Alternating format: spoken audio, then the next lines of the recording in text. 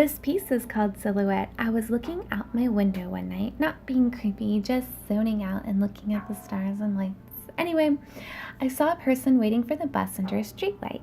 I loved the monochromatic scene as if everything was in grayscale because I could only really see the outline of his shadow, hence the color palette I used. I liked the flickering of the light as he shifted his weight from one side to another. I'm sure he was just mad at the bus, but I liked the movement, which you'll see I've tried to recreate. In case you're wondering, I'm using golden and FW acrylic fluid paint.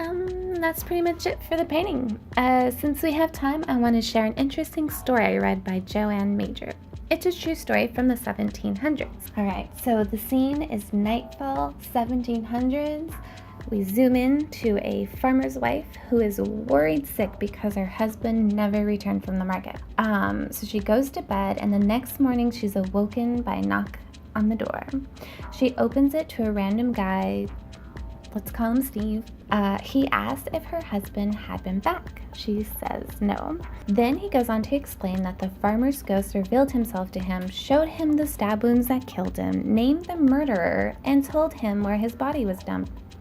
So she immediately calls the police via carrier pigeon, I'd imagine. Anyway, the cops come and arrest the ghost's murderer, and they find the body exactly where the ghost said it would be.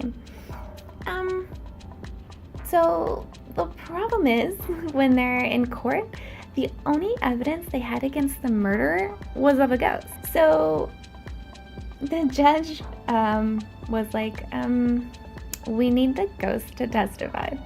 So he made Steve call out for the ghost 3 times in court.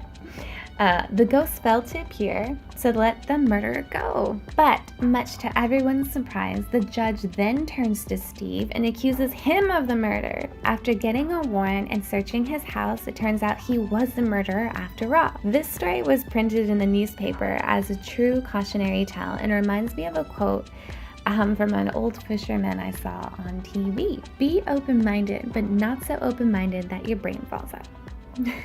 All right, you guys, see you next week. Bye.